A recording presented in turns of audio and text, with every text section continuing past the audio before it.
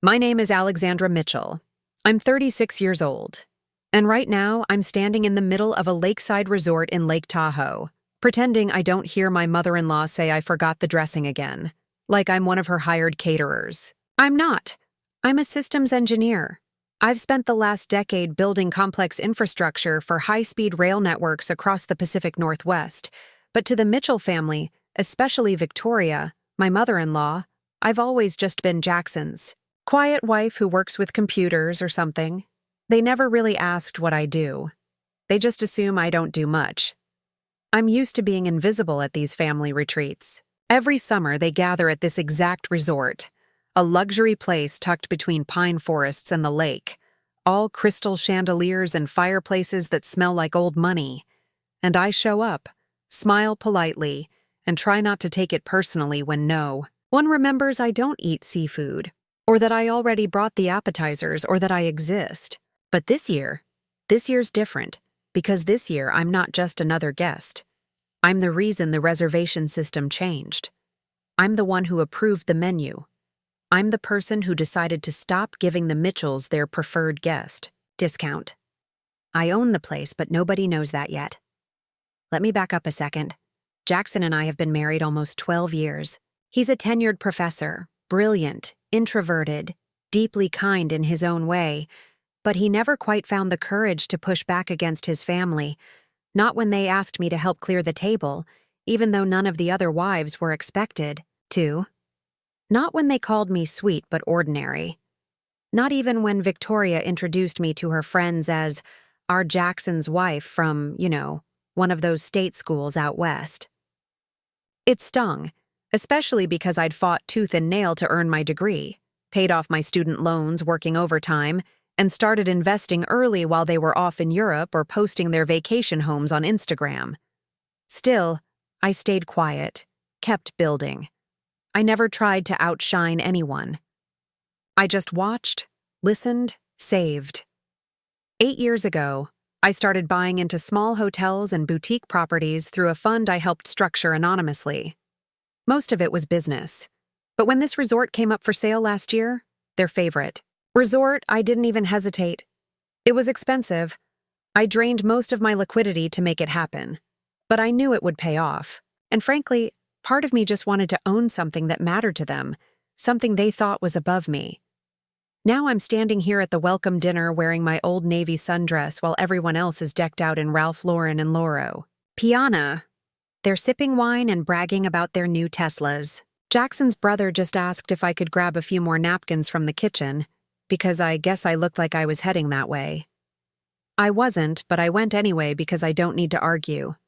Not yet. Tomorrow night, the resort manager will announce that the property has a new majority owner, and when they ask who, he'll point to me. The look on Victoria's face? Worth every damn penny. The night after that welcome dinner, I sat alone on the balcony of our room, watching the lake shimmer in the moonlight. Everyone else had gone down to the fire pit, laughing, drinking wine, roasting marshmallows like something out of a lifestyle magazine. I could hear them from here, but I wasn't part of it. Not really. I never had been. From the moment I married Jackson, it was like I had stepped into a world where my presence made people vaguely uncomfortable. Not in a hostile way. No, that would have been easier. It was worse. The subtle exclusion, the little ways they reminded me I didn't quite fit. His mother, Victoria, never said anything outright cruel. She never had to. It was in her tone when she asked where I bought my dress. Oh, how practical! In the way she'd smile too tightly when I spoke up about anything remotely intelligent, or how she once whispered to Jackson just loud enough for me to hear, "She's nice, but she's not very refined, is she?" Jackson never confronted her. Never. Even told me she was wrong. He'd just squeeze my hand and say, "She means well." That was his favorite line. When we first got married, I tried. God, I tried. I hosted Christmas dinners, brought gifts for everyone, offered to help organize the family vacations. But nothing was ever enough. One year, I spent weeks planning Jackson's dad's retirement party, rented a venue, designed the invitations, handled the catering. At the actual event, his sister stood up to give a toast and thanked everyone who helped, then named every sibling, their spouses, and even the caterer by name. Not me, Jackson noticed.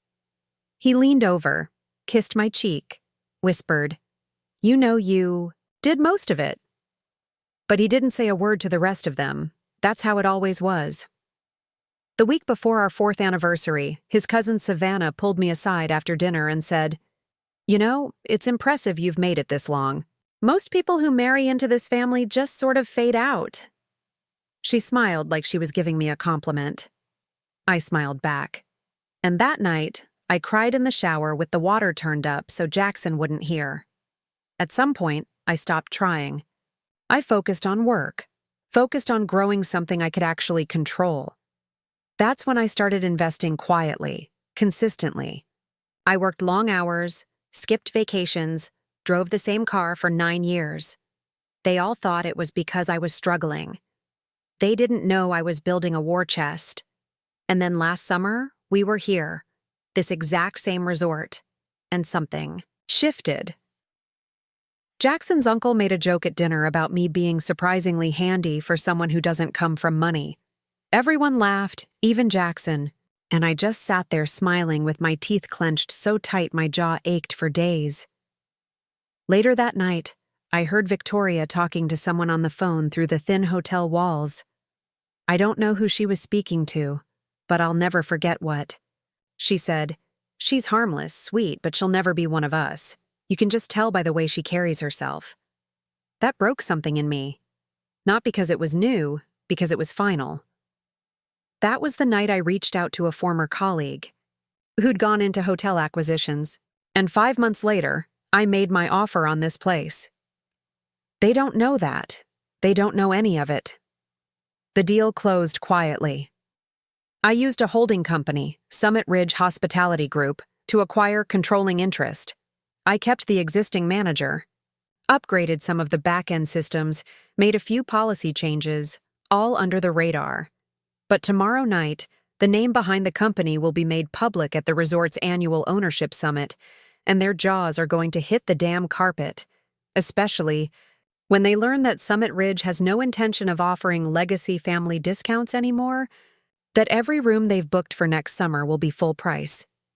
And here's the twist. Jackson still doesn't know. Not because I'm hiding it maliciously, but because he's never asked. Never wondered why I spend late nights on my laptop.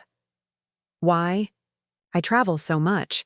Why I've been in meetings with hotel architects and lawyers. I think deep down he just assumes I'm still working on some tech stuff. He's a good man, but he's never seen me fully. And after 12 years, I've stopped trying to force him to. That's what tomorrow is really about. Not revenge, not even vindication. It's about finally stepping into the light on my own terms. And if they can't handle the glare, too bad. The morning started like every other on this trip. Mimosas by the lake, eggs Benedict plated like fine, art, and a table full of Mitchells talking over each other like they were all auditioning for a reality show none of us asked for. I sat at the edge of the long table, quietly stirring my coffee while Jackson's sister, Madison, went on about how service around here has seriously gone downhill since last summer. The others chimed in, piling on like it was a sport. The check-in girl had the nerve to ask for my ID again, said Savannah, flipping her hair over one shoulder like she was giving a deposition. And don't even get me started on the valet, Uncle Harrison added. Kid practically accused me of stealing my own car. I said nothing, just sipped. Then Madison said something that made my fingers grip the handle of my mug a little too tight. Honestly, I miss when this place was still family-owned. You could tell they cared. Now it's just another faceless corporation trying to act fancy. Jackson nodded, completely clueless. Yeah, I heard some holding company bought it. No soul anymore. Just policies. No soul anymore. Right. That faceless corporation had upgraded. The security system, improved employee benefits, replaced the moldy AC units in half the cabins, and installed a lake filtration system the old owners had ignored for years. But sure, let's pretend it was better when the manager handed out free champagne to rich families just for existing. What really killed me, though, was that Jackson didn't even blink. Didn't sense the irony. He hadn't once asked why I'd been on Zoom calls all week, why I disappeared every evening after dinner to walk the property with a clipboard. It just didn't occur to him.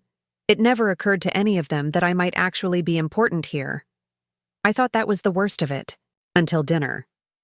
That night, the family gathered in the private dining hall. Victoria had arranged it, of course, and insisted on the dress code. Formal but resort chic, whatever the hell that meant. I wore a navy sheath dress I had bought on clearance last winter, paired with the same nude heels I'd worn to my college graduation. Victoria looked me up and down like she was inspecting a couch she might return. We hadn't even made it to dessert before the conversation turned again to resort management. "I mean, who renovates the pool deck in August?" Madison said. "It's like they've never even run a property before." "Some tech executive probably bought it as a side hobby," Jackson's cousin Blake chimed in. "Thinks owning a resort is like managing an app. I'd love to talk to whoever's running things.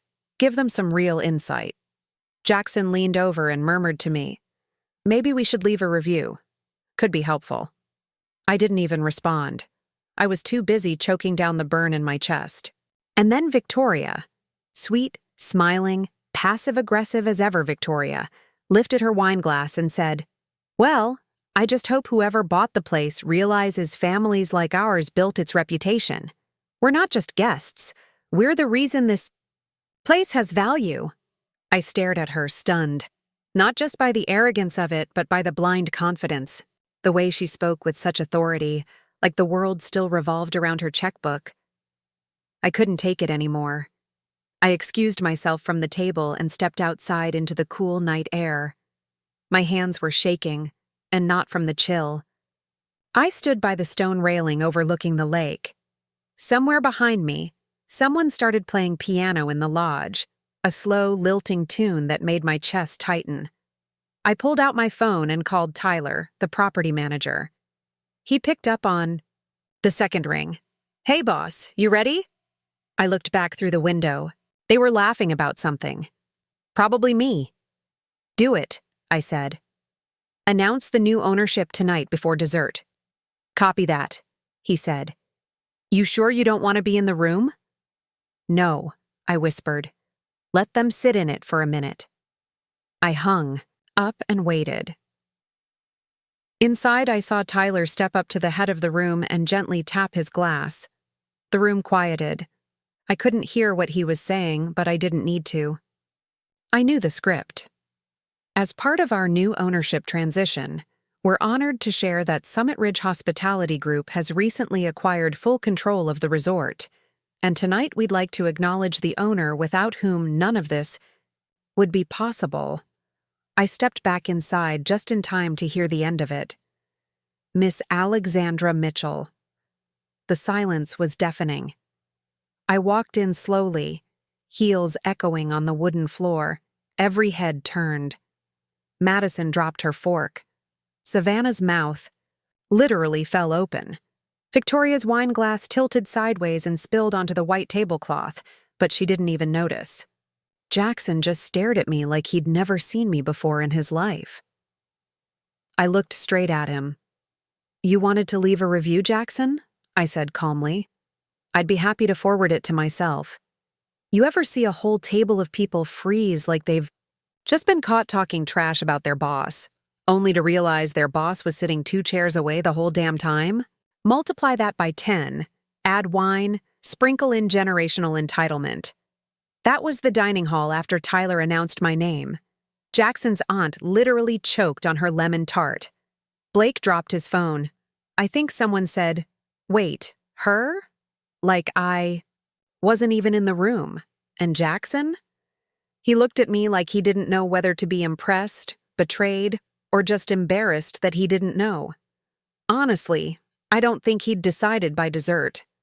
I didn't sit back down.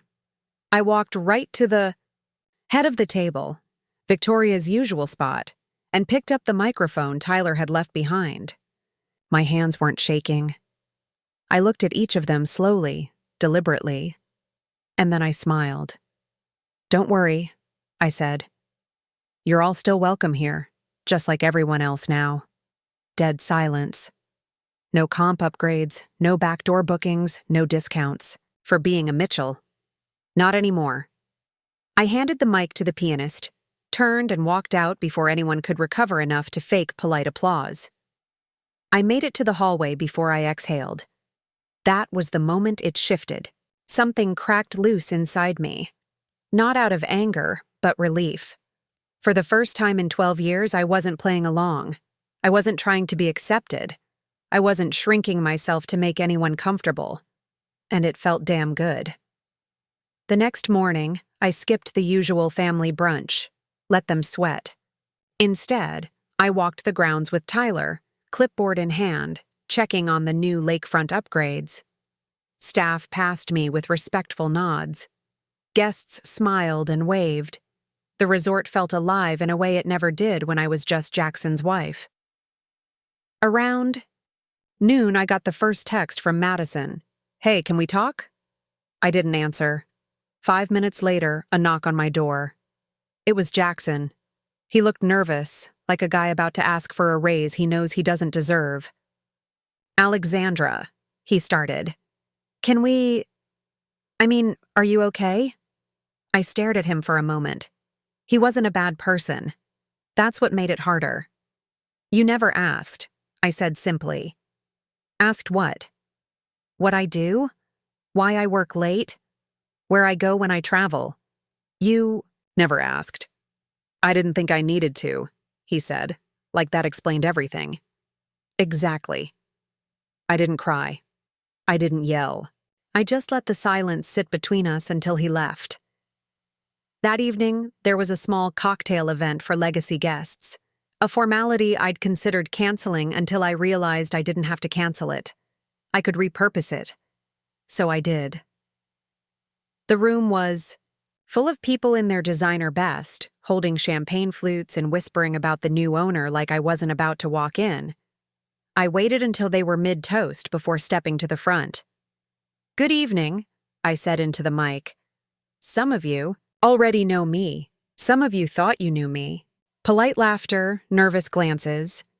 I flipped to the second slide on the screen behind me, an aerial rendering of the resort's upcoming expansion. We'll be adding new cabins, a wellness center, and a dock for community kayaking programs, all funded by a new initiative, the Mitchell Women's Fund. Jackson's mother perked up at the sound of Mitchell. Probably assumed it was some family legacy thing. I turned and looked her dead in the eye. "It's named for my mother, Catherine Mitchell. She cleaned office buildings in Oregon for 18 years, raised me alone, and taught me that respect is earned, not inherited." Victoria's smile dropped like a curtain, and then came the twist. I flipped to the final slide. "Also," I added casually, "starting next season, we'll be reviewing all existing private ownership partnerships, including vacation properties currently leased on long-term family arrangements." I didn't have to say it out loud. They knew. Jackson's uncle owned 2 of those cabins, leased at sweetheart rates since the 90s. Madison had one under her husband's name. Savannah's parents had a whole wing they'd been subletting for profit, and now I controlled every single renewal. I thanked them for coming, stepped off the stage, and walked right past them all. Blake tried to stop me. "Alex, wait. Can we talk?" "Sure," I said, pausing. "You can book an appointment through guest services, just like everyone else." Madison had sent me a voice memo with the word misunderstanding, used 5 separate times, and Victoria.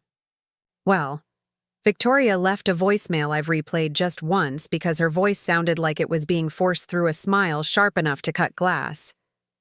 "Alexandra, honey, I think this has all gotten a bit dramatic, don't you? We're family. We can work something out. Woman to woman, right?